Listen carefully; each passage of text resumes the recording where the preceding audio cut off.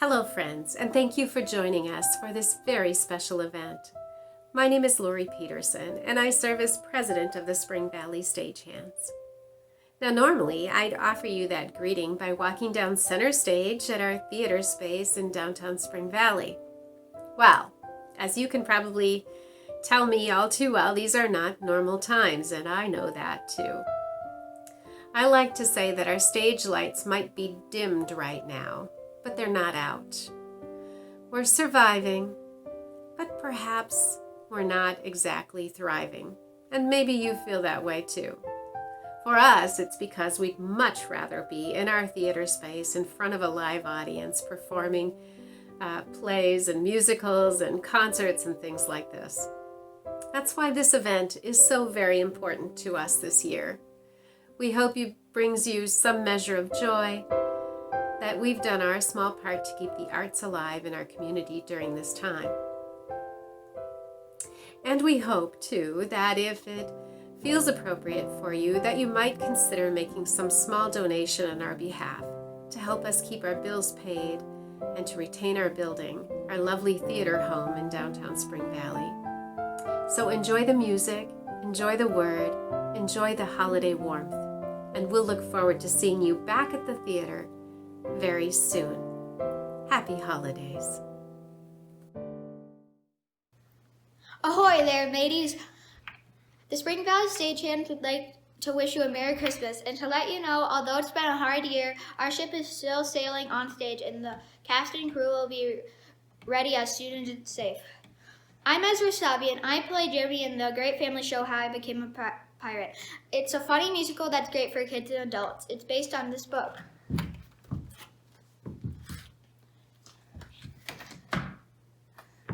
Captain Braidbeard, his crew, and I can't wait to get to the theater to share this show with you. Until then, enjoy the holidays and stay safe. Home, home, it's good to be home. A fine little place that's your own. And no matter where you are or where you might roam, it's good, always good to be home. The merriest of Christmas greetings to all of you from all of us at the Valley View Eye Clinic. Cheers! Hello from Arneson Insurance. Thank you to all of our clients. We appreciate your business. Merry Christmas and Happy New Year! Merry Christmas and Happy New Year. Mask up and save somebody's life. Merry Christmas! We at MA Animal Health Wish you a happy holidays! From all of us at Spring Valley Dentistry, we want to thank you very much for the support of our business and wish you a very Merry Christmas and Happy New Year. Merry Christmas! All of us here at First Bank of Baldwin sincerely appreciate our customers and everyone in the community. We want to wish you a very Merry Christmas, and we hope you all have a happy and healthy 2021. Thank you. The Team Oil family and staff would like to wish everybody a very, very Merry Christmas and a very Happy New Year. Here at SV Nutrition, we wish everyone a Merry Christmas and a happy and safe New Year. From the Spring Valley Bakery, we wish you a happy holiday. Merry Christmas from the Little Shop in Spring Valley, Dragonfly and Damsel. Merry Christmas and a Happy New Year from all of us here at Senex Countryside in Spring Valley, Wisconsin. Hey, from Sneakers Pub and Eatery, we wish you a Merry Christmas and a Happy New Year! Hi, I'm Cindy Kumshak. I would like to invite you to enjoy the holiday wishes and performances that we have put together to share with you as we spend this time at home. From our family to yours, we wish you a Merry Christmas and hope you enjoy the Spring Valley Stagehands production, Stay for the Holidays. Hi, I'm Charlotte Ellison. Thanks so much for joining us to celebrate the holidays this year.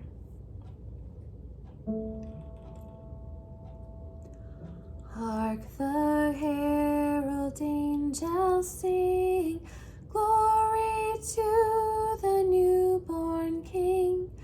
Peace on earth and mercy mild, God and sinners reconciled. Joyful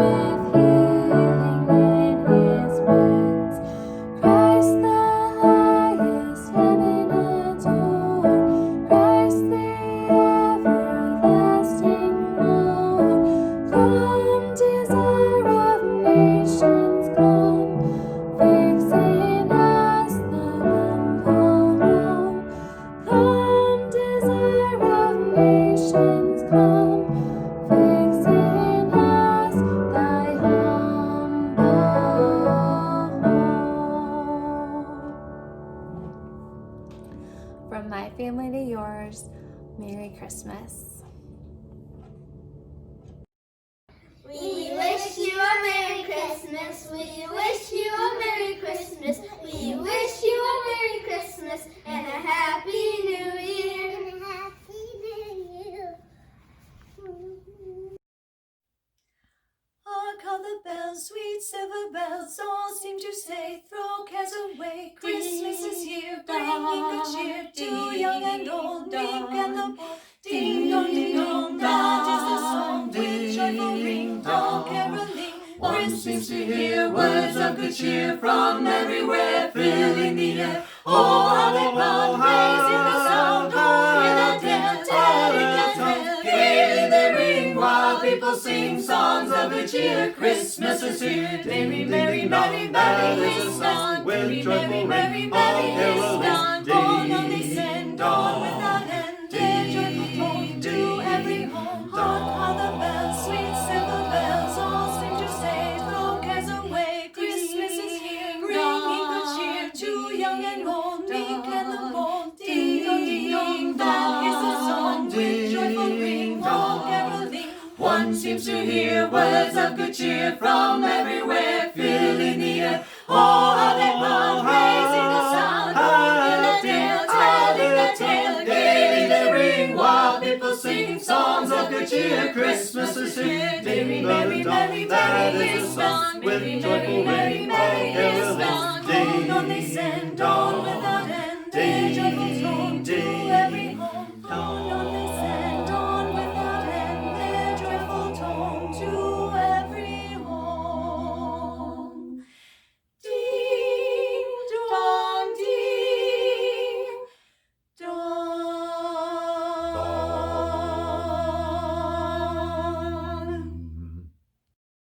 I'm Danny Cipriano and I'm going to be playing Handel's Hallelujah Chorus.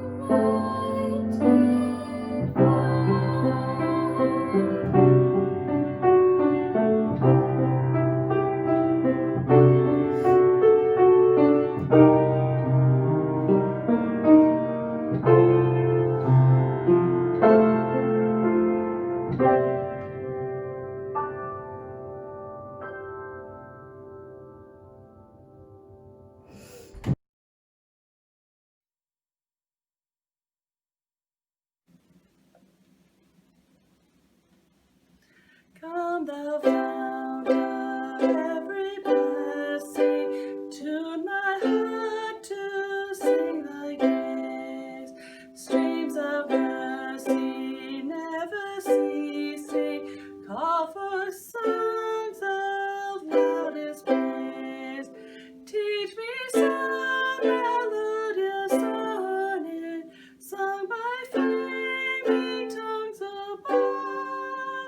Praise the mount I'm fixed upon it, mount of thy redeeming love.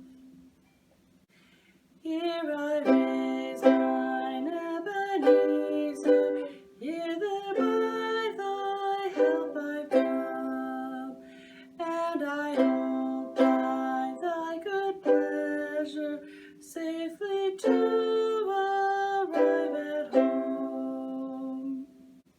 Jesus sought me when a stranger, wandering from the fold of God, here to rescue me from danger, interposed his precious blood. Oh, to grace how great a debtor daily I'm constrained to be. Let thy goodness like a fetter bind my wandering heart to thee. Prone to wander, Lord, I feel it, prone to leave the God I love. Here's my heart, oh, take and seal it for thy courts above. Merry Christmas from the Ericksons, and have a Happy New Year.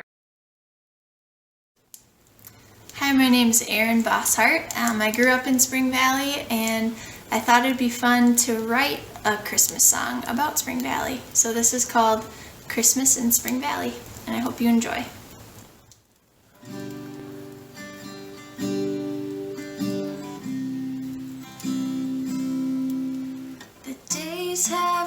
on shore, the snow's on the ground. Friends and family are gathered around. The churches are full and tummies are fed. Little ones snuggled warm in their beds. Twinkling lights all around in my favorite town. It's Christmas in Spring Valley. Carolers sing door to door, spreading cheer, joy, and more. It's Christmas in Spring Valley. Snowflakes fall from the sky, fires crackle so bright. Feel the love and feel the happiness. There's so much to celebrate. Christ is born this blessed night. It's Christmas in this lovely place. The cookies are baked, the stockings are hung. Adults toast to all that the good Lord has done. No matter the trials the last year has brought, we let our hearts rest in the peace of Christ. Twinkling lights all around in my favorite town. It's Christmas in Spring Valley. Carolers sing door to door, spreading cheer, joy, and more. It's Christmas in Spring Valley. Snowflakes fall from the sky, fires crackle so bright. Feel love and feel the happiness. There's so much to celebrate. Christ is born this blessed night. It's Christmas in this lovely place. When Christmas Eve ends, we rest our heads, turn out the lights and lay down in our beds. Good night to you, dear family and friends. I pray that the spirit of Christmas remains in your hearts and never ends.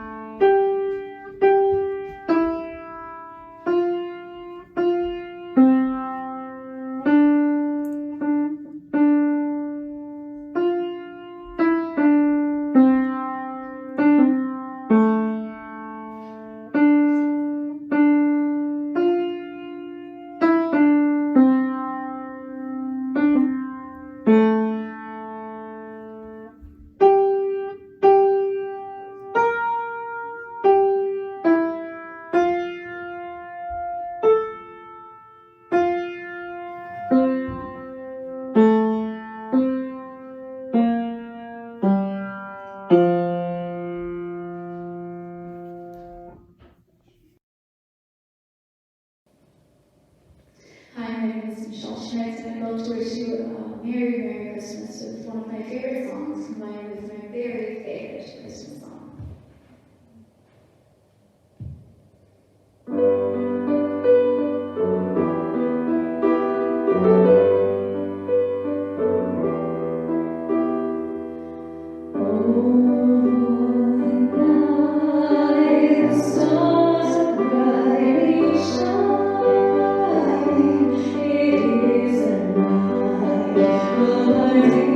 Savior's birth.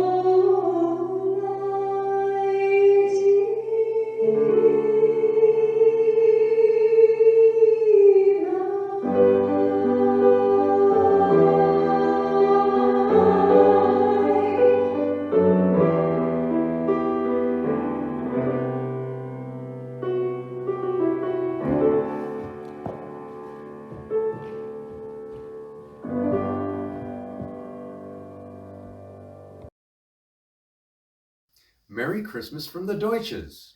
Merry Christmas. Merry Christmas. What child is this who laid to rest on Mary's lap is sleeping, whom angels greet with anthems sweet, while shepherds watch are keeping. This is Christ the King, whom shepherds guard and angels sing. Praise to bring him love, the babe, the Son of Mary.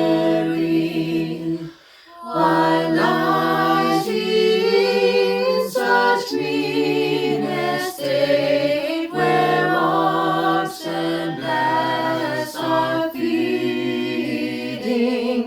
Good Christians be for sinners here, the silent word is pleading.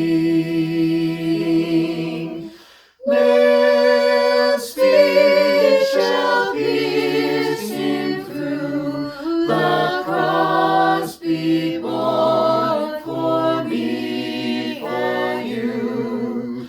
Hail, hail, the Word made flesh, the babe, the Son of Mary. So bring him incense, gold, and myrrh, come present King, to own him, the King of kings, salvation brings. Let loving hearts enthrone him. Raise, raise the song on high, the Virgin sings her lullaby. Joy, joy, for Christ is born, the babe, the Son of Mary.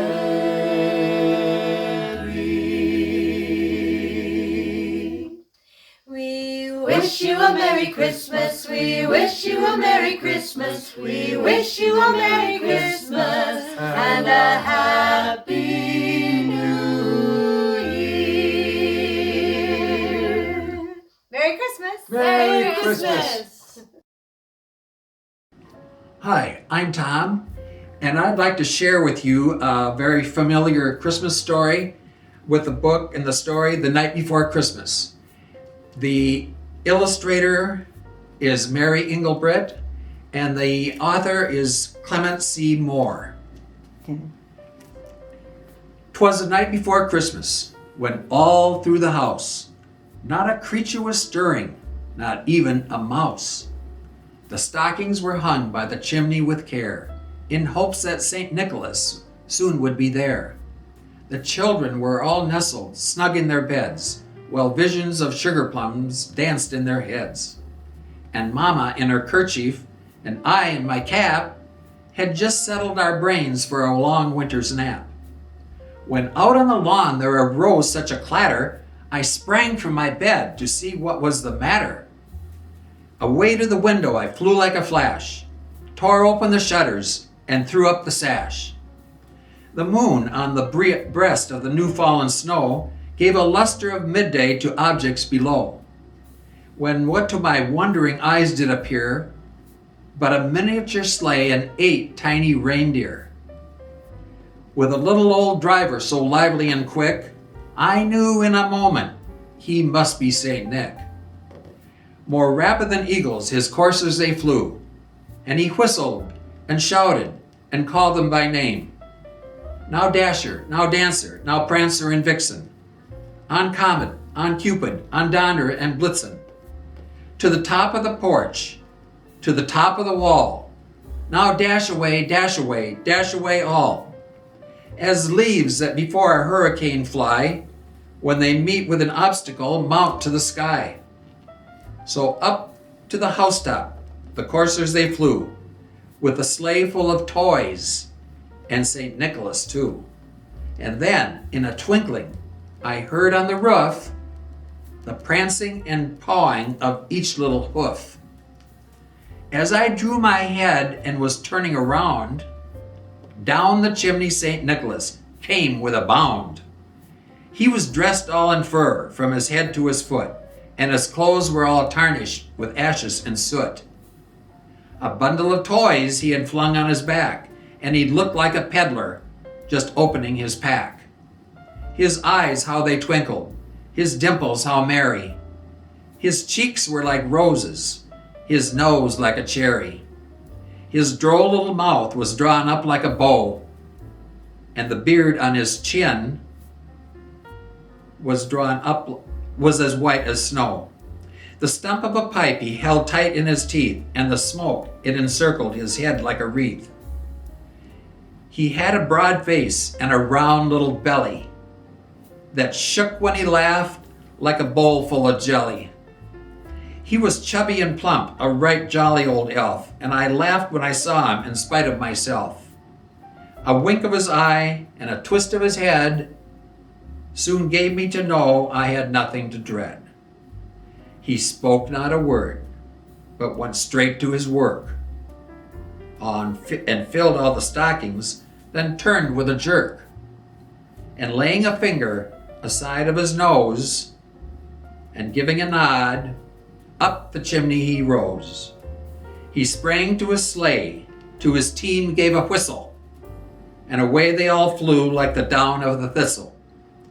But I heard him explain, ere he drove out of sight, Happy Christmas to all, and to all a good night. And I wish all of you a very Merry Christmas. Thank you. I have endeavored in this ghostly little book to raise the ghost of an idea, which shall not put my readers out of humor with themselves, with each other, with the season, or with me. May it haunt their houses pleasantly, and no one wish to lay it. Their faithful friend and servant, Charles Dickens. Marley was dead to begin with. There is no doubt whatever about that. The register of his burial was signed by the clergyman, the clerk, the undertaker, and the chief mourner. Scrooge signed it, and Scrooge's name was upon change for anything he chose to put his hand to. Old Marley was dead as a doornail. Once upon a time, of all the good days in the year, on Christmas Eve, old Scrooge sat busy in his counting house. It was cold, bleak, biting weather. The door of Scrooge's counting house was open that he might keep his eye upon his clerk, who, in a dismal little cell beyond, a sort of tank, was copying letters. Scrooge had a very small fire, but the clerk's fire was so very much smaller that it looked like one coal. A Merry Christmas, Uncle. God save you. Scrooge's nephew, who came upon him so quickly that this was the first intimation he had of his approach. Ah, humbug! Christmas a humbug, Uncle. You don't mean that, I'm sure. I do. Merry Christmas. What right have you to be merry? What reason have you to be merry? You're poor enough. Come now. What right have you to be dismal? What reason have you to be morose? You're rich enough. Bah! Humbug! Don't be cross, Uncle. What else can I be when I live in such a world of fools as this? Merry Christmas. Out upon Merry Christmas. What's Christmas time to you but a time for paying bills without money? A time for finding yourself a year older but not an hour richer. A time for balancing your books and having every item in them through a round dozen of months presented dead against you? If I could work my will, every idiot who goes about with Merry Christmas on his lips should be boiled with his own pudding and buried with a stake of holly through his heart. He should. Uncle. Nephew, Keep Christmas in your own way, and let me keep it in mine. Keep it? But you don't keep it. Let me leave it alone then. Much good may it do you, much good it has ever done you. There are many things from which I might have derived good, by which I have not profited, I dare say, Christmas among the rest. But I am sure I have always thought of Christmas time, when it has come round, as a good time, a kind, forgiving, charitable, pleasant time. The only time I know of, in the long calendar of the year, when men and women seem by one consent to open their shut-up hearts freely. And therefore, uncle, though it has never put a scrap of gold or silver in my pocket, I believe that it has done me good, and will do me good, and I say, God bless it. Let me hear another sound from you, and you'll keep your Christmas by losing your situation. You're quite a powerful speaker, sir. I wonder you don't go into Parliament. Don't be angry, uncle. Come, dine with us tomorrow. But why? Why? Why did you get married? Because I fell in love. Because you fell in love. Good afternoon. Nay, uncle, but you never came to see me before that happened. Why give it as a reason for not coming now?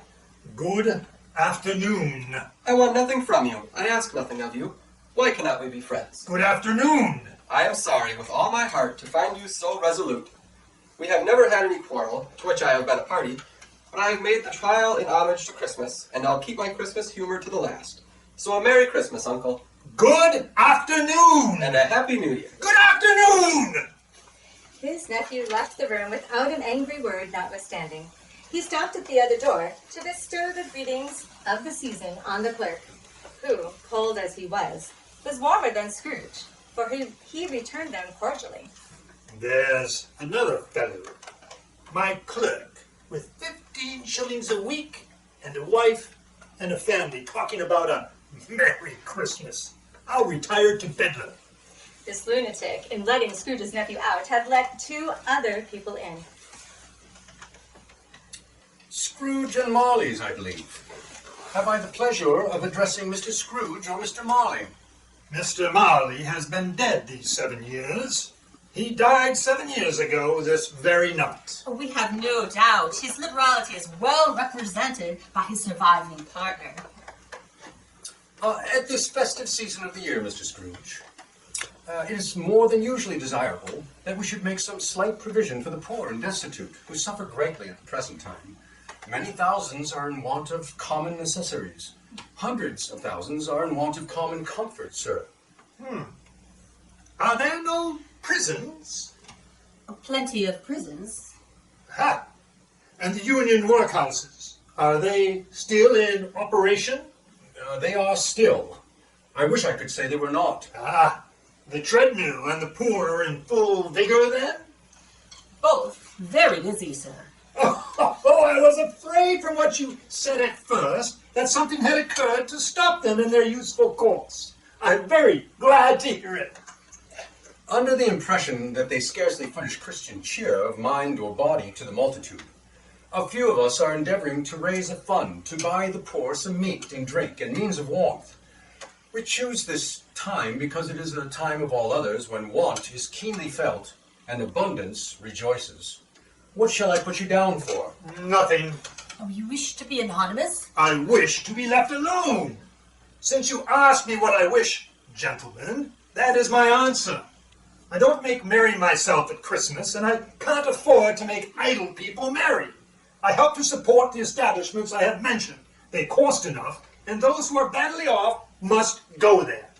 Many can't go there, and many would rather die. If they would rather die, they had better do it and decrease the surplus population. Besides, excuse me, I don't know that. But you might know it. It's not my business. It's enough for a man to understand his own business and not to interfere with other people's. Mine occupies me constantly. Good afternoon, gentlemen. God rest ye merry gentlemen, let nothing you dismay. Remember Christ our Savior was born on Christmas Day to save us all from Satan's power when we had gone astray. Oh, tidings of comfort and joy, comfort and joy. Oh, tidings of comfort and joy. At length, the hour of shutting up the counting house arrived. With an ill will, Scrooge tacitly admitted the fact to the expectant clerk in the tank. You'll want all day tomorrow, I suppose? If quite convenient, sir. It's not convenient, and it's not fair.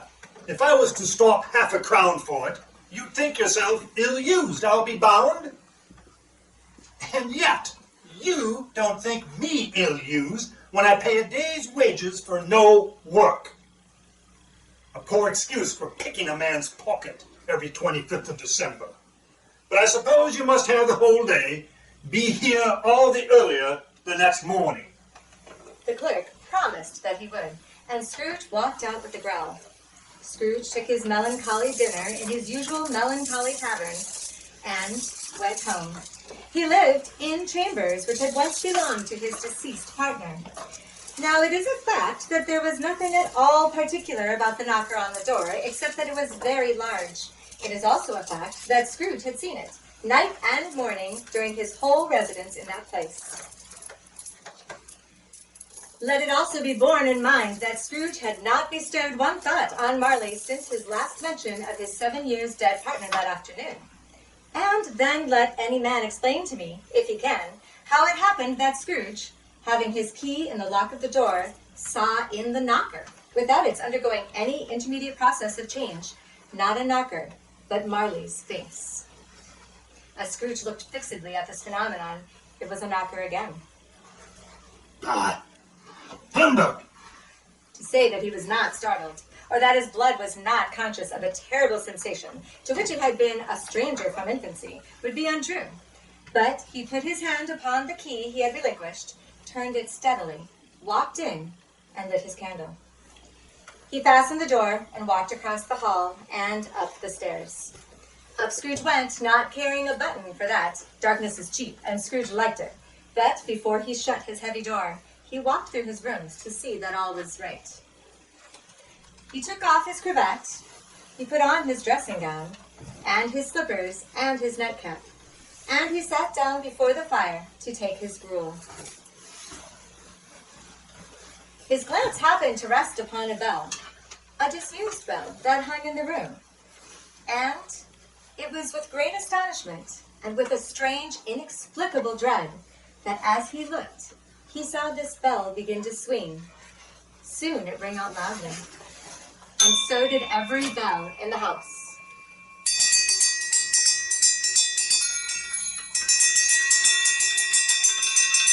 They were succeeded by a clanking noise, much louder, on the floors below. Then, coming up the stairs, then coming straight towards his door. His color changed there when, without a pause, it came on through the heavy door and passed into the room before his very eyes.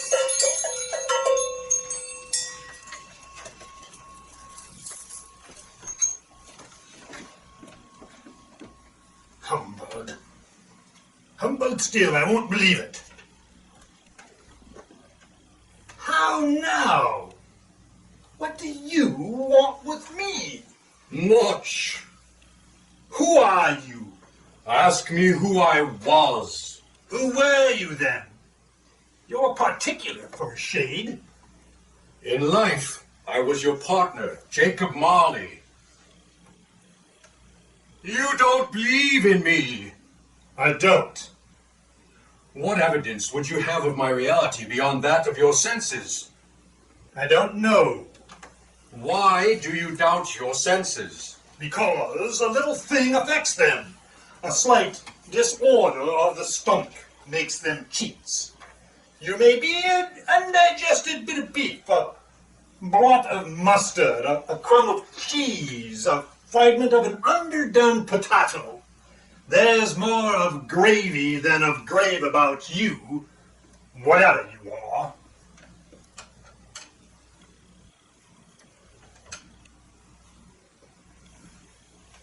You see this toothpick? I do, You're not looking at it. but I see it, notwithstanding. Well, I have but to swallow this and be for the rest of my days persecuted by a legion of goblins, all of my own creation. Humbug, I tell you. Humbug.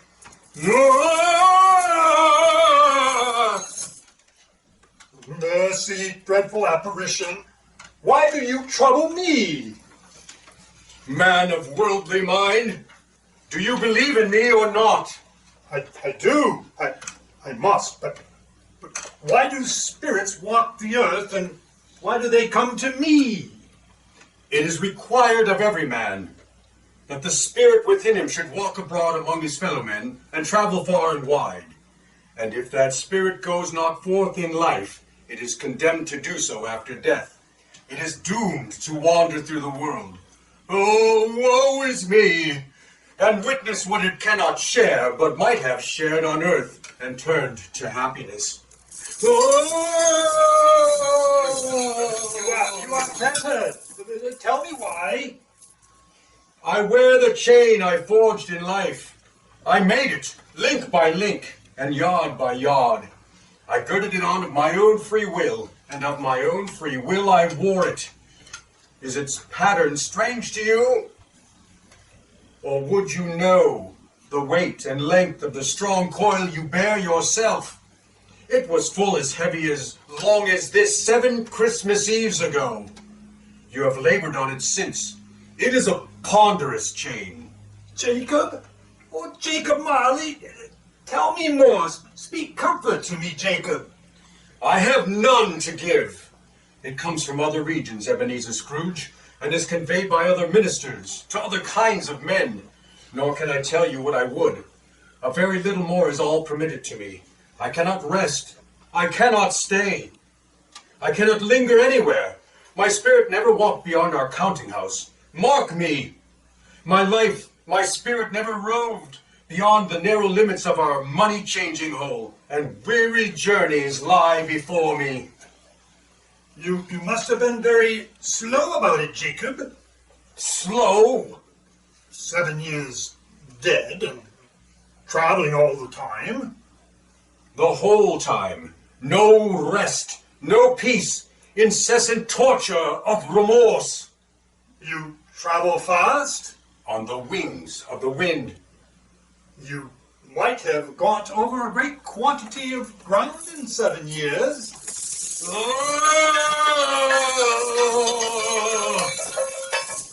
Oh, captive, bound, and double-ironed! Not to know that ages of incessant labor by immortal creatures for this earth must pass into eternity before the good of which it is susceptible is all developed. Not to know that any Christian spirit working kindly in its little sphere, whatever it may be, will find its mortal life too short for its vast means of usefulness. Not to know that no space of regret can make amends for one's life's opportunity misused. Yet such was I. Oh, such was I. But you were always a good man of business, Jacob. Business! Mankind was my business. The common welfare was my business. Charity, mercy, forbearance, and benevolence were all my business. The dealings of my trade were but a drop of water in the comprehensive ocean of my business. At this time of the rolling year, I suffer most. Why did I walk through crowds of fellow beings with my eyes turned down and never raise them to that blessed star which led the wise men to a poor abode? Were there no poor homes to which its light would have conducted me? Hear me. My time is nearly gone. I will, but don't be hard upon me. Don't be flowery, Jacob. Pray. How is it that I appear before you in a shape that you can see? I may not tell. I have sat invisible beside you many and many a day. That is no light part of my penance. I am here tonight to warn you that you have yet a chance and hope of escaping my fate. A chance and hope of my procuring Ebenezer. You were always a good friend to me. Thank ye. You will be haunted by 3 spirits. Is that the chance and hope you mentioned, Jacob? It is. I think I'd rather not. Without their visits, you cannot hope to shun the path I tread. Expect the first tomorrow, when the bell tolls 1. Couldn't I take them all at once and have it all, Jacob? Expect the second on the next night, at the same hour. The third upon the next night, when the last stroke of 12 has ceased to vibrate. Look to see me no more, and look that, for your own sake, you remember what has passed between us.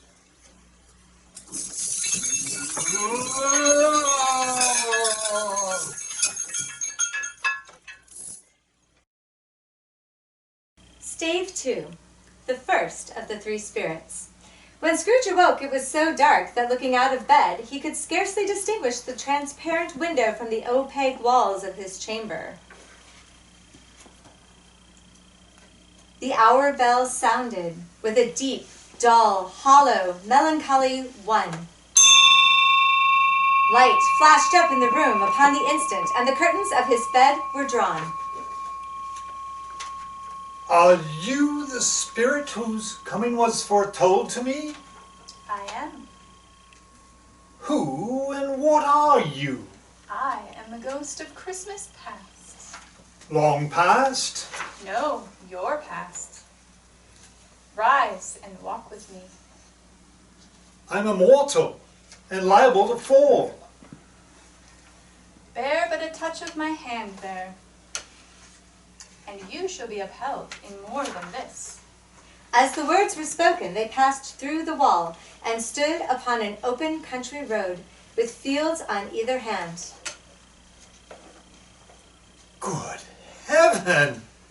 I was bred in this place. I was a boy here. Your lip is trembling, and what is that upon your cheek?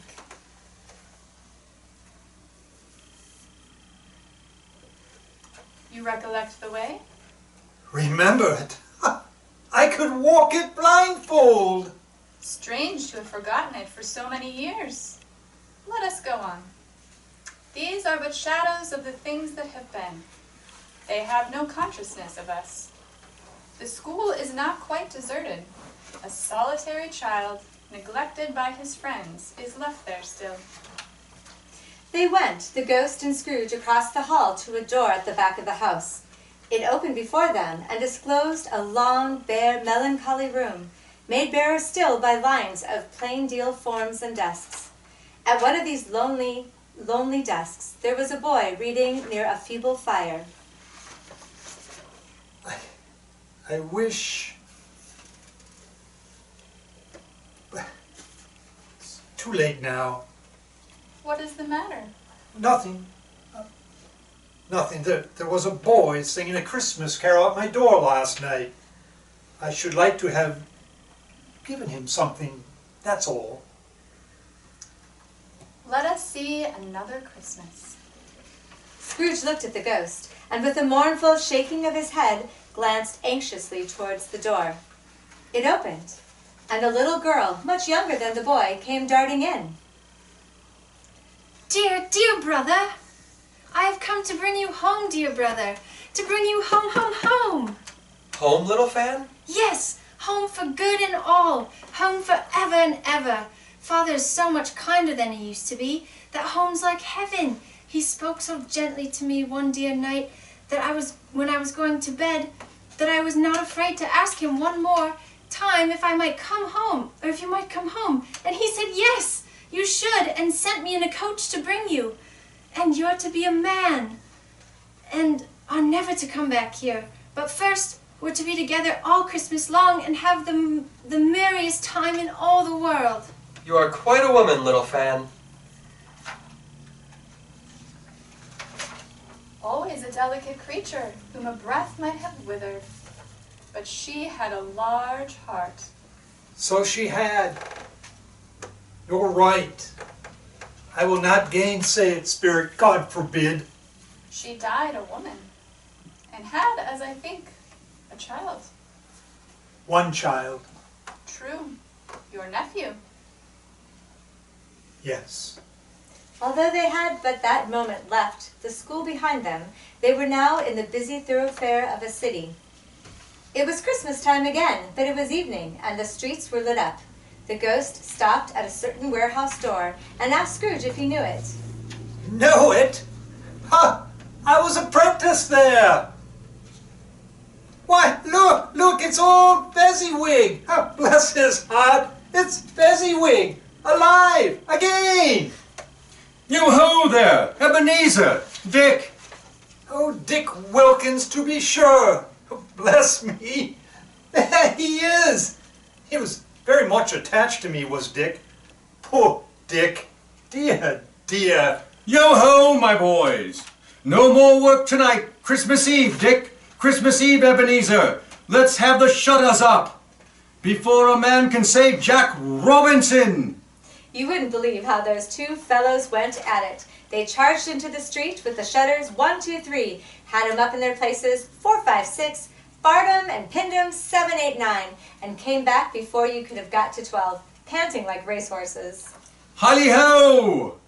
Clear my way, lads. Let's have lots of room here. Hally-ho, Dick. Cheer up, Ebenezer. Every movable was packed off, as if it were dismissed from public life forevermore.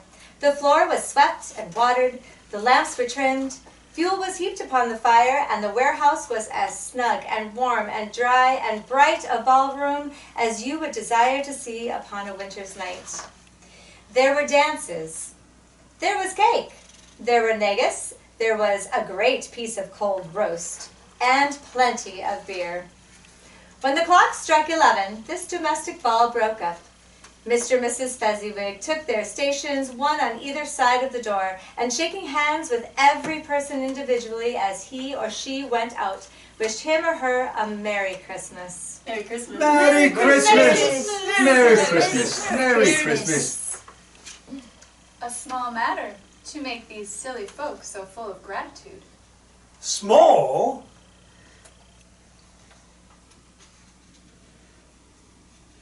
What is the matter? It's not that.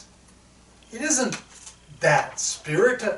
He has the power to render us happy or unhappy, to make our service light or burdensome, or a pleasure or a toil. Say that his power lies in words and looks and things so slight and insignificant that it is impossible to add and count them up. What then? The happiness he gives is quite as great as if it cost a fortune. Then what is the matter? Nothing particular. Something, I think? No, I should like to be able to say a word or two to my clerk just now. That's all. My time grows short. Quick! Again, Scrooge saw himself. He was older now, a man in the prime of his life. There was an eager, greedy, restless motion in his eye. He was not alone, but sat by the side of a fair young girl in a morning dress, whose eyes there were tears, which sparkled in the light that shone out of the ghost of Christmas past. It matters little. To you, very little. Another idol has displaced me, and if it can cheer and comfort you in time to come, as I would have tried to do, I have no just cause to grieve. What idol has displaced you? A golden one. This is the even-handing dealing of the world. There is nothing on which it is so hard as poverty, and there is nothing it professes to condemn with such severity as the pursuit of wealth. You fear the world too much. All your other hopes have merged into the hope of being beyond the chance of its sordid reproach. I have seen your nobler aspirations fall off one by one until the master passion, gain, engrosses you, have I not? What then? Even if I have grown so much wiser, what then? I am not changed towards you. Am I? Our contract is an old one. It was made when we were both poor and content to be so, until in good season we could improve our worldly fortune by our patient industry. You are changed. When it was made, you were another man. I was a boy.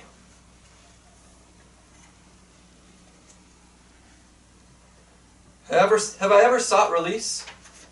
In words, no, never. In what then?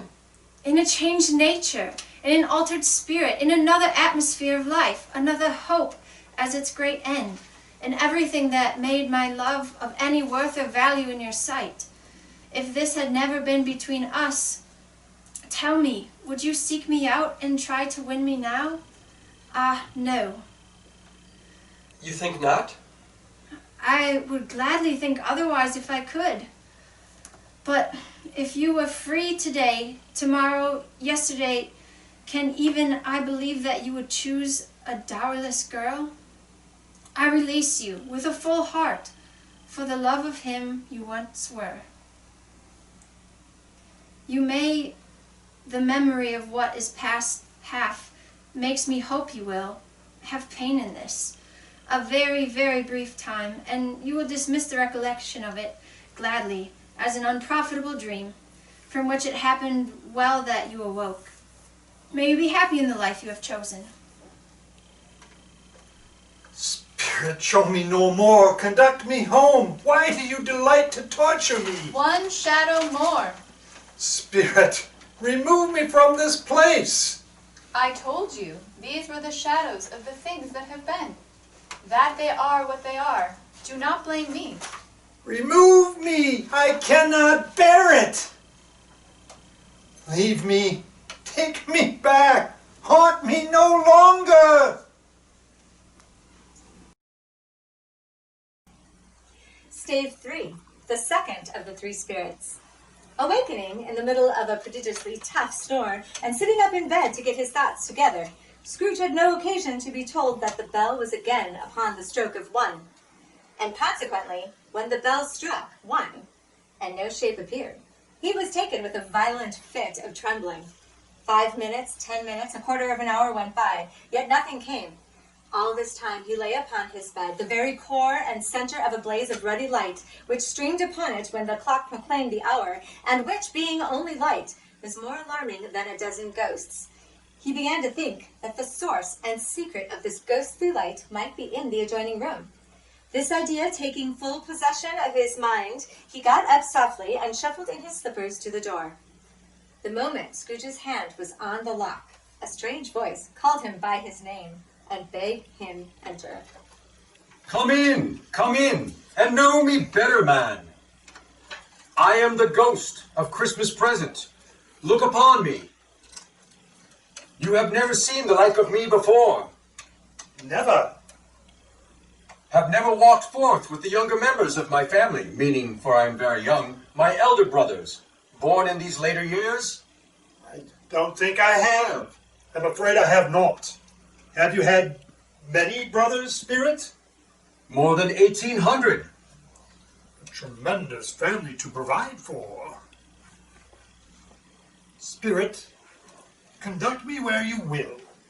I went forth last night on compulsion, and I learnt the lesson, which is working now. Tonight, if you have aught to teach me, let me profit by it. Touch my robe. Scrooge did as he was told, and held fast.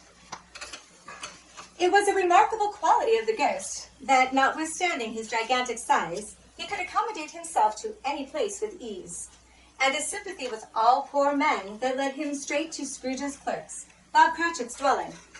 Then up rose Mrs. Cratchit, Cratchit's wife, dressed out in a poorly but twice-turned gown, and brave in ribbons, which are cheap and make a goodly show for 6pence. Master Peter Cratchit plunged a fork into the saucepan of potatoes, and 2 smaller Cratchits, boy and girl, came tearing in, screaming that outside the baker's they had smelt the goose and known it for their own, and basking in luxurious thoughts of sage and onion, these young Cratchits danced about the table. What has ever got your precious father then? And your brother, Tiny Tim? And Martha, what is late last Christmas Day by half an hour? Here's Martha, Mother.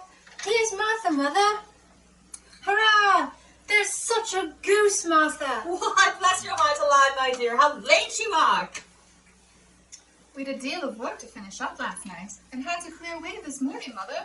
Well, never mind, so long as you are come. Sit ye down before the fire, my dear. Have a warm, Lord bless you. No, there's Father coming. Hide, Mother, hide. Why, where's our Martha? Not coming. Not coming? Not coming upon Christmas Day? Martha didn't like to see him disappointed, if it were only in a joke, so she came out prematurely from behind the closet door and ran into his arms, while the two young Cratchits hustled Tiny Tim and bore him off into the wash house that he might hear the pudding singing in the copper. And how did little Tim behave? As good as gold, and better. Somehow he gets thoughtful sitting by himself so much, and thinks the strangest things you ever heard. He told me coming home that he hoped people saw him in the church, because he was a cripple, and it might be pleasant to them to remember upon Christmas Day who made lame beggars walk and blind men see. Bob's voice was tremulous when he told them this, and trembled more when he said that Tiny Tim was growing strong and hearty.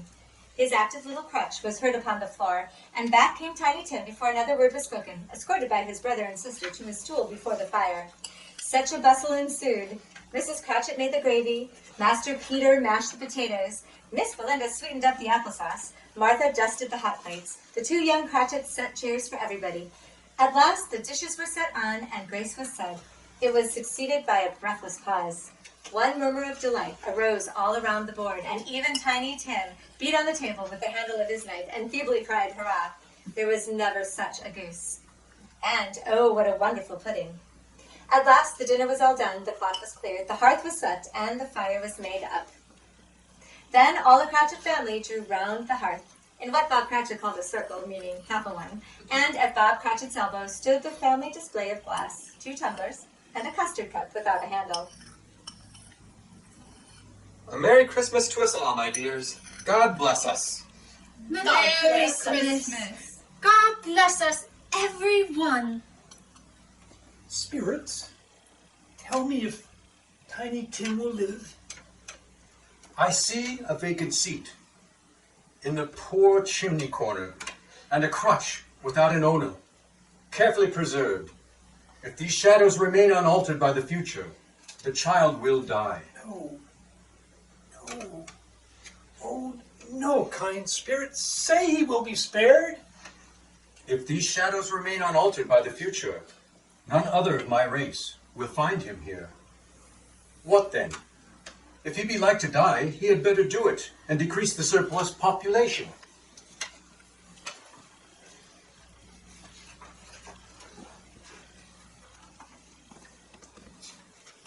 Mr. Scrooge, I'll give you Mr. Scrooge, the founder of the feast. Oh, the founder of the feast, indeed. I wish all I had him here. I'd give him a piece of my mind to feast upon, and I hope he'd have a good appetite for it. My dear, the children, Christmas Day.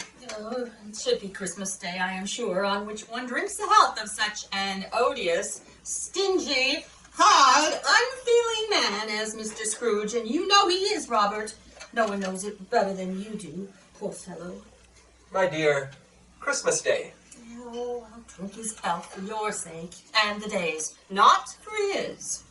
Long life to him, a Merry Christmas and a Happy New Year, and he'll be very merry and very happy, I have no doubt. To Mr. Scrooge. By this time it was getting dark and snowing pretty heavily. And as Scrooge and the Spirit went along the streets, the brightness of the roaring fires in the kitchens, parlors, and all sorts of rooms was wonderful. And now, without a word of warning from the ghost, they stood upon a bleak and desert moor. What place is this? A place where miners live, who labor in the bowels of the earth. But they know me, see? Passing through the wall of mud and stone, they found a cheerful company, assembled round a glowing fire, singing a Christmas song. The Spirit did not tarry here, but bade Scrooge hold his robe, and passing on above the moor, sped whither? Not to sea, to sea. Built upon a dismal reef of sunken rocks, there stood a solitary lighthouse. 2 men who watched the light had made a fire. Joining their horny hands over the rough table at which they sat, they wished each other Merry Christmas in their can of grog. Struck up by a sturdy song that was like a gale in itself. Again the ghost sped on. It was a great surprise to Scrooge, while listening to the moaning of the wind, to hear a hearty laugh and to find himself in a bright, dry, gleaming room. If you should happen by any unlikely chance to know a man more blessed in laugh than Scrooge's nephew, all I can say is I should like to know him too. Introduce him to me, and I'll cultivate his acquaintance. He said that Christmas was a humbug, as I live. He believed it too. More shame for him, Fred. He's a comical old fellow. That's the truth, and not so pleasant as he might be. However, his offenses carry their own punishment, and I have nothing against him. I'm sure he is very rich, Fred. At least you always tell me so. What of that, my dear? His wealth is of no use to him. He don't do any good with it. He don't make himself comfortable with it. He hasn't the satisfaction of thinking that he's ever going to benefit us with it. I have no patience with him. Oh, I have. I am sorry for him. I couldn't be happy with him angry with him if I tried. Who suffers by his ill whims? Himself, always. Here, he takes it into his head to dislike us, and he won't come and dine with us. What's the consequence? He don't lose much of a dinner. Indeed, I think he loses a very good dinner. Well, I'm very glad to hear it, because I haven't great faith in these young housekeepers. What do you say, Topper? Do go on, Fred. He never finishes what he begins to say. He's such a ridiculous fellow. I was only going to say that the consequence of his taking a dislike to us and not making merry with us is, as I think, that he loses some pleasant moments, which could do him no harm. I am sure he loses pleasanter companions than he can find in his own thoughts, either in his moldy old office or his dusty chambers. I mean to give him the same chance every year, whether he likes it or not, for I pity him. He may rail at Christmas time till he dies, but he can't help thinking better of it. I defy him. If he finds me going there in good temper year after year, and saying, "Uncle Scrooge, how are you?" if it only puts him on the vein to leave his poor clerk 50 pounds, that's something. And I think I shook him yesterday.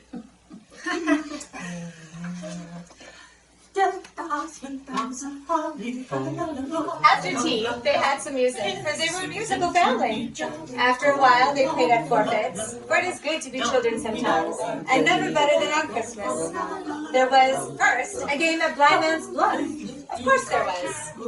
There might have been 20 people there, young and old, but they all played, and so did Scrooge, for wholly forgetting to the interest that he had in what was going on, that his voice made no sound in their ears.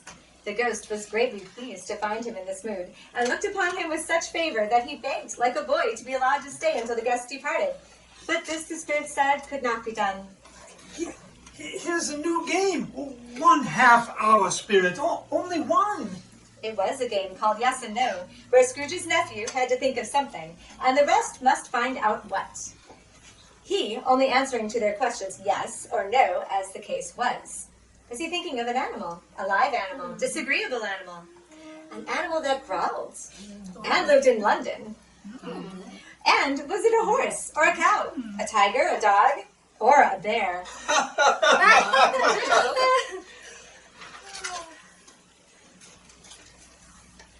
I have found it out. I know what it is, Fred. I know what it is. What is it? It's your Uncle Scrooge. He has given us plenty of merriment, I am sure, and it would be ungrateful not to drink to his health. Here is a glass of mulled wine ready our hand at the moment, and I say, Uncle Scrooge. Well, Uncle Scrooge. A Merry Christmas and a Happy New Year to the old man, whatever he is. He wouldn't take it from me, but may he have it nevertheless. Uncle Scrooge. Uncle Scrooge. It was a long night, if it were only a night, but Scrooge had his doubts of this, because the Christmas holidays appeared to be condensed into the space of time they passed together. It was strange, too, that while Scrooge remained unaltered in his outward form, the ghost grew older, clearly older. Are spirits' lives so short? My life upon this globe is very brief. It ends tonight. Tonight? Tonight at midnight. Hark, the time is drawing near. Forgive me if I'm not justified in what I ask, but I see something strange and not belonging to yourself protruding from your skirts. Is it a foot or a claw? It might be a claw, for the flesh there is upon it. Look here. From the folds of its robe, it brought 2 children. Wretched. Abject. Frightful. hideous and miserable. They knelt down at its feet and clung upon the outside of his garment. Oh man, look here! Look down here! They were poor and yellow, Meager, ragged, scowling, and wolfish, but prostrate too in their humility. Where graceful youth should have filled their features out and touched them with its freshest tints, a state and shriveled hand, like that of age, had pinched and twisted them and pulled them into shreds.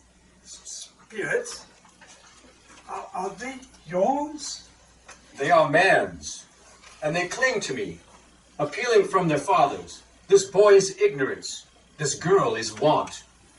Beware them both, and all of their degree, but most of all, beware this boy. For on his brow I see that written which is doom. Unless the writing be erased, deny it. Slander those who tell it ye, admit it for your fascist purposes, and make it worse, and abide the end. Have they no refuge or resource? Are there no prisons? Are there no workhouses? The bell struck 12. Scrooge looked about him for the ghost and saw it not. As the last stroke ceased to vibrate, he remembered the prediction of the old Jacob Marley, and lifting up his eyes, beheld what is to come next, the end of Act 3. Stage 4, the last of the spirits. The phantom slowly, gravely, silently approached. When it came near him, Scrooge bent down upon his knee, for in the very air through which the spirit moved, it seemed to scatter gloom and mystery. I am in the presence of the ghost of Christmas yet to come? You are about to show me shadows of the things that have not happened, but will happen in the time before us. Is that so, Spirit?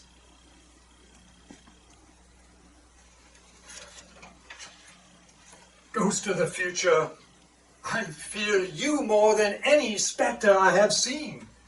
But as I know your purpose is to do me good, and as I hope to live to be another man from what I was, I'm prepared to bear you company and do it with a thankful heart. Will you not speak to me?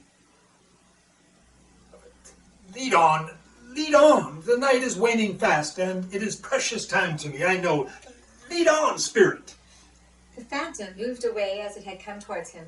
Scrooge followed in the shadows of its dress, which bore him up, he thought, and carried him along. The spirit stopped beside one little knot of businessmen. Observing that the hand was pointed to them, Scrooge advanced to listen to their talk. No, I don't know much about it either way. I only know he's dead. When did he die? Last night, I believe. Why? What was the matter with him? I thought he'd never die. God knows. What has he done with his money? I haven't heard. Left it to his company, perhaps? He hasn't left it to me. That's all I know.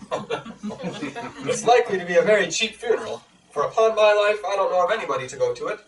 Suppose we make up a party and volunteer. I don't mind going if a lunch is provided. But I must be fed, if I make one. Well, I am most disinterested among you after all, for I never wear black gloves and I never eat lunch, but I'll offer to go if anybody else will. When I come to think of it, I'm not at all sure I wasn't his most particular friend, for we used to stop and speak whenever we met. Bye-bye. He knew these men perfectly. They were men of business, very wealthy, and of great importance.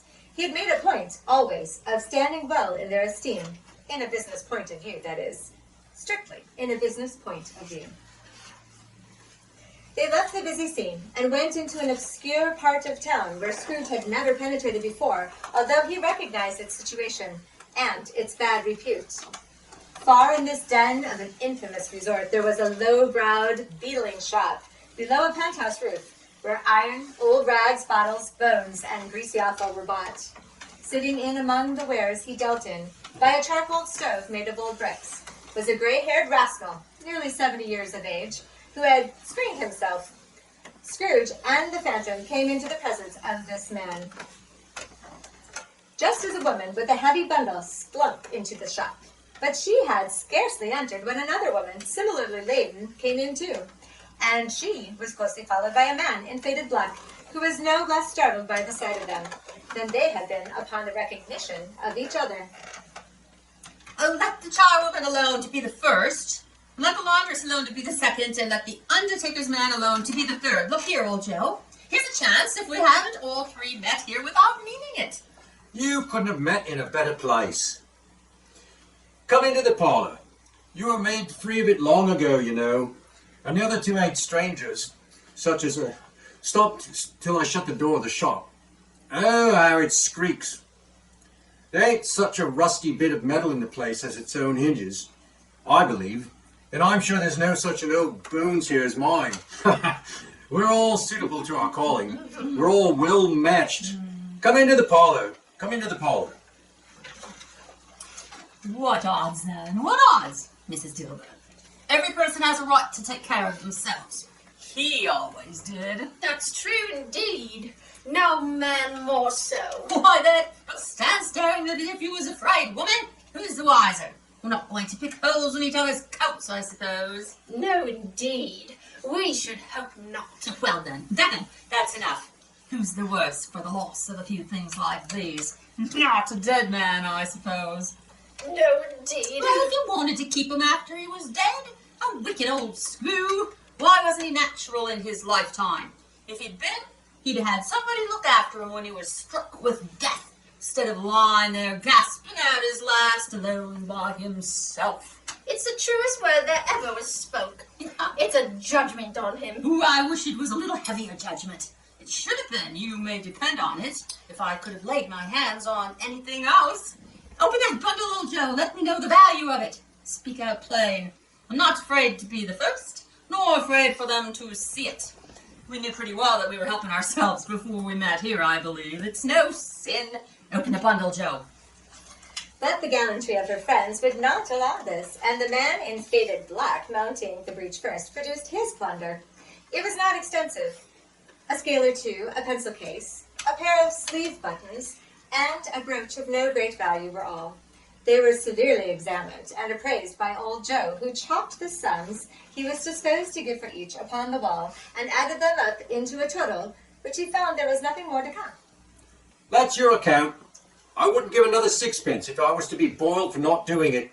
Who's next? Mrs. Dilber was next. Sheets and towels, a little wearing apparel, 2 old-fashioned silver spoons, a pair of sugar tongs, and a few boots. Her account was stated on the wall in the same manner. I always give too much to the ladies. It's a weakness of mine. And that's the way I ruin myself. That's your account. If you asked me for another penny and made it an open question, I'd repent for being so liberal and knock off half a crown. No, and now undo my bundle, Joe. What do you call this? Bed curtains. Bed curtains. Do you mean to say you took him down, rings and all, with him lying there? Yes, I do. Why not? You were born to make your fortune, and you'll certainly do it. I certainly shan't hold my hand when I can get anything in it by reaching it out. For the sake of such a man as he was, I promise you, Joe. And don't drop any oil on the blankets now. His blankets? Who else do you think? Isn't likely to take cold without him, I dare say. I hope he didn't die of anything catching, eh? Don't be afraid of that. I ain't so fond of his company that I'd loiter about him for such things if he did. You may look through that shirt all your eyes ache, but you won't find a hole in it, nor a threadbare place. It's the best he had, and a fine one, too. They'd have wasted it, if it hadn't been for me. What do you call wasting of it? Well, putting it on him to be buried in, to be sure. Somebody was fool enough to do it, but I took it off again. If calico ain't good for such a purpose, it isn't good enough for anything. It's quite as becoming to the body. He can't look uglier than he did in that one.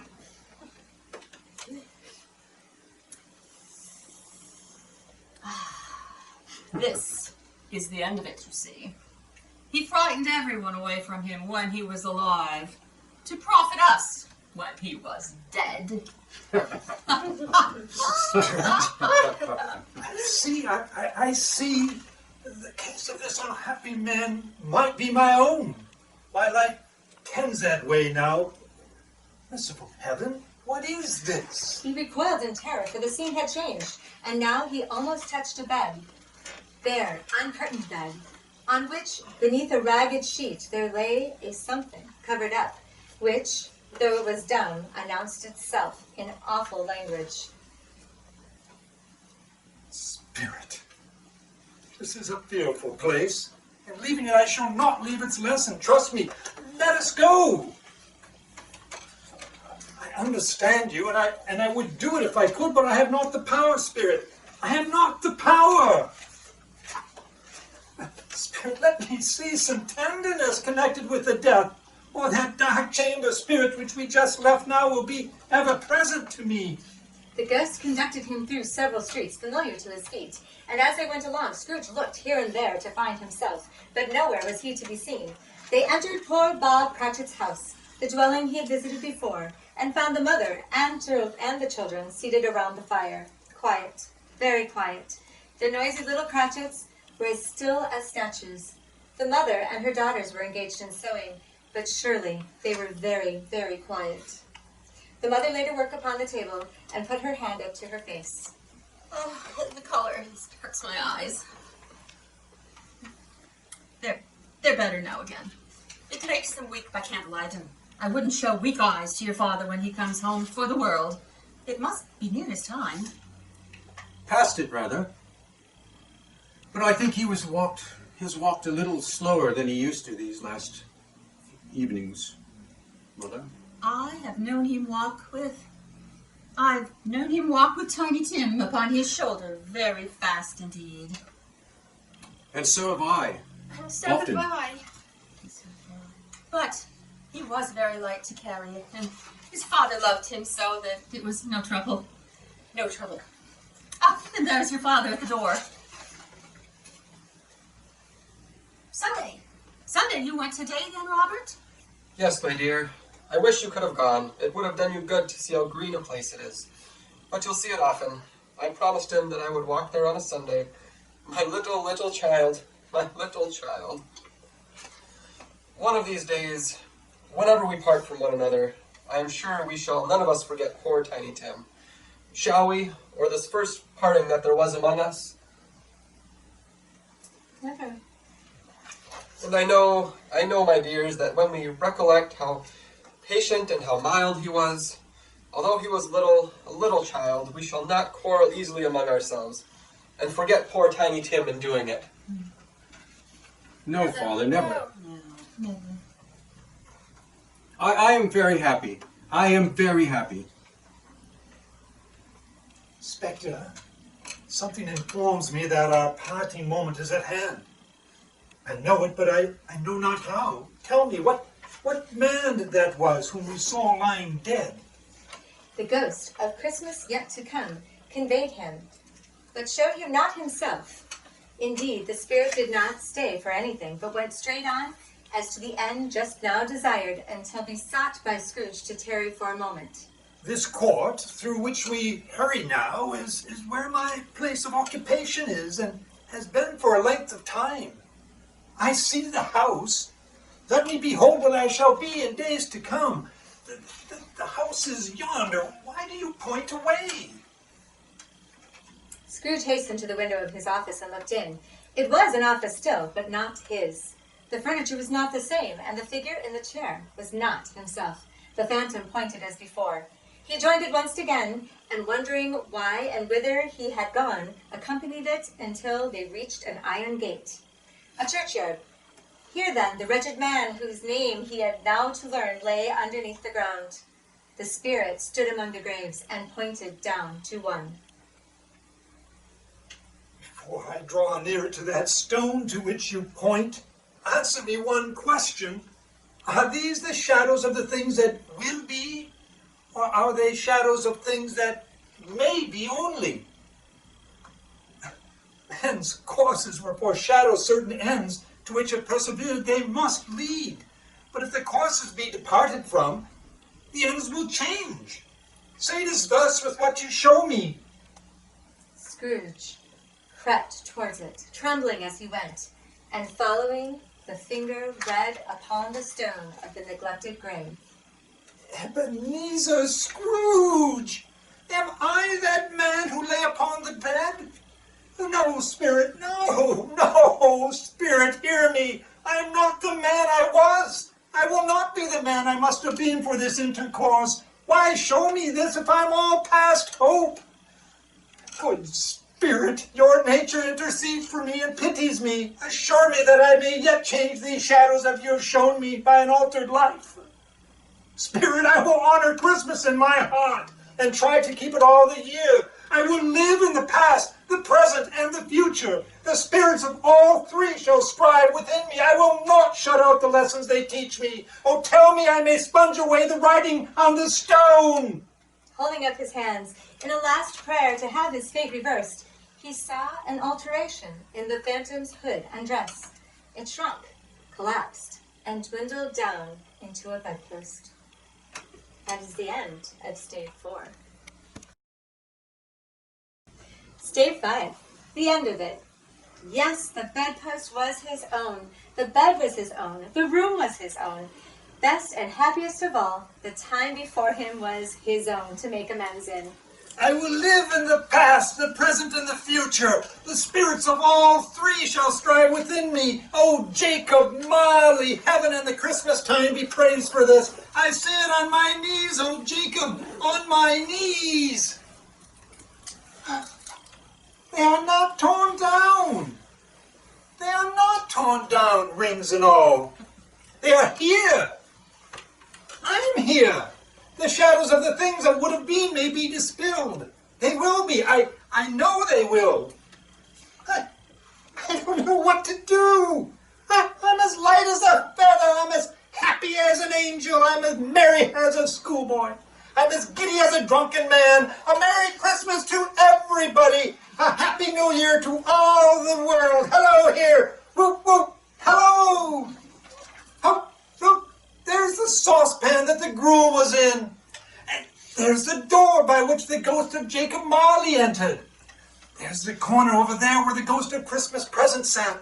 There's the window where I saw the wandering spirits. It's all right. It's all true. It all happened. I don't know what day of the month it is. I don't know how long I've been among the spirits. I don't know anything. I'm quite a baby. Oh, never mind. I don't care. I'd rather be a baby. Hello. Whoop, whoop, whoop. Hello there. You. What's today? Eh? What's today, my fine fellow? Why, Christmas Day. It's Christmas Day. I haven't missed it. The spirits have done it all in one night. They can do anything they like. Well, of course they can. Of course they can. Hello, my fine fellow. Hello? Do you know the Poulterers on the next street but one at the corner? Oh, I should hope I did. Intelligent boy. A remarkable boy. Do you know whether they sold the prize turkey that was hanging up there? Not the little prize turkey, the big one. What? The one as big as me? What a delightful boy. It's a pleasure to talk to him. Yes, yes, my buck. It's hanging there now. Is it? Go and buy it. Walker. No. I'm in earnest. Go and buy it and tell them to bring it here, that I may give them direction where to take it. Come back with the man and I'll give you a shilling. Come back with him in less than 5 minutes, I'll give you half a crown. Ha! I'll send it to Bob Cratchit's. He shan't know who sends it. It's twice the size of Tiny Tim. Joe Miller never made such a joke as sending it to Bob's will be. The hand in which he wrote the address was not a steady one, but write it he did, somehow, and went downstairs to open the street door, ready for the coming of the poulterer's man. As he stood there, waiting his arrival, the knocker caught his eye. I shall love it as long as I live. I scarcely ever looked at it before. What an honest expression it has in its face. It's a wonderful knocker. Here's the turkey. Hello, whoop, whoop, how are you? Merry Christmas. Well, It's impossible to carry that to Camden Town. You must have a cab. The chuckle with which he said this, and the chuckle with which he paid for the turkey, and the chuckle with which he paid for the cab, and the chuckle with which he recompensed the boy, were only to be exceeded by the chuckle with which he sat down breathless in his chair again, and chuckled till he cried.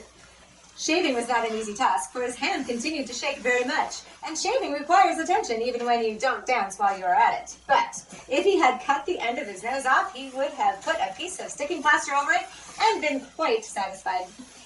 He dressed himself all in his best, and at last got out into the streets. He had not gone far, when, coming on toward him, he beheld the portly gentleman who had walked into his counting house the day before, and who had said to him, "Scrooge and Marley's, I believe." It sent a pang across his heart to think how this old gentleman would look upon him when they met, but he knew what path lay straight before him, and he took it. My dear sir, how do you do? I hope you succeeded yesterday. It was very kind of you. A Merry Christmas to you, sir. Mr. Scrooge? Yes, that is my name. I fear it may not be pleasant to you. Allow me to ask your pardon, and will you have the goodness to... Lord bless me. My dear Mr. Scrooge, are you serious? If you please, not a farthing less. A great many back payments are included in it, I assure you. Will you do me that favor? My dear sir, I don't know what to say to such a munificent, awesome, generous, gifted... Don't say anything, please. But come and see me. Will you come and see me? I will. Thank you. I am much obliged to you. I thank you 50 times. Bless you. He went to church, and walked about the streets, and watched the people hurrying to and fro, and patted children on the head, and questioned beggars, and looked down into the kitchens and houses, and up to the windows, and found that everything could yield him pleasure. He had never dreamed that any walk, that anything, could give him so much happiness. In the afternoon, he turned his steps towards his nephew's house. He passed the door a dozen times before he had the courage to go up and knock. Is your master at home, my dear? Yes, sir. Where is he, my love? He's in the dining room, sir, along with mistress. I'll show you upstairs, if you please. Thank you. He knows me. I'll go in here, my dear. Fred! Why, bless my soul, who's that? It's I, your Uncle Scrooge. I have come to dinner. Will you let me in, Fred? Let him in? It is a mercy he didn't shake his arm off. His niece looked just the same, and so did everyone when they came. Wonderful party, wonderful games, wonderful unanimity, wonderful happiness. But he was early at the office the next morning. Oh, he was early there. If he could only be there first and catch Bob Cratchit coming late. That was the thing he had set his heart upon, and he did it. Yes, he did. Hello? What do you mean by coming here at this time of day? I am very sorry, sir. I am behind my time. You are? Yes, I think you are. Step this way, sir, if you please. It's only once a year, sir. It shall not be repeated. I was making rather merry yesterday, sir. Now, I'll tell you what, my friend. I am not going to stand this sort of thing any longer. And therefore, I am about to raise your salary. A Merry Christmas, Bob. A merrier Christmas, Bob, my good fellow, than I have ever given you for many a year. I'll raise your salary and endeavor to assist your struggling family, and we'll discuss your affairs this very afternoon over a Christmas bowl of smoking bishop, Bob. Make up the fires and buy another coal scuttle before you dot another I, Bob Cratchit. Scrooge was better than his word. He did it all, and infinitely more. And to Tiny Tim, who did not die, he was a second father. He became as good a friend, as good a master, and as good a man as the good old city knew, or any other good old city, town, or borough in the good old world.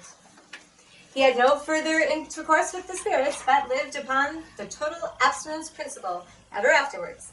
And it was always said of him that he knew how to keep Christmas well, if any man alive possessed the knowledge. May that be truly said of us, and all of us. And so, as Tiny Tim observed, God bless us, everyone. We wish you a Merry Christmas. We wish you a Merry Christmas. We wish you a Merry Christmas and a Happy New Year.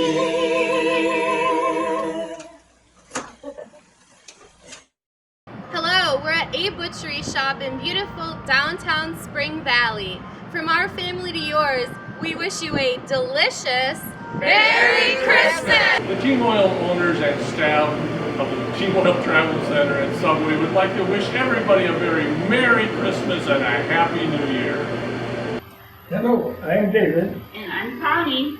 And together, we are CreeksideCoffeeCompany.com here in Spring Valley, Wisconsin.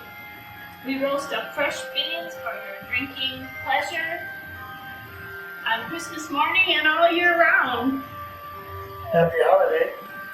Spring Valley Senior Staying Put wishes everyone in the community a healthier and happier 2021. Merry Christmas and a Happy New Year. Happy holidays from MDC Sports. Merry Christmas and Happy New Year from My Style Studio. Wishing everybody a happy, healthy, and stress-free holiday from Breath and Body Work Therapeutic Massage.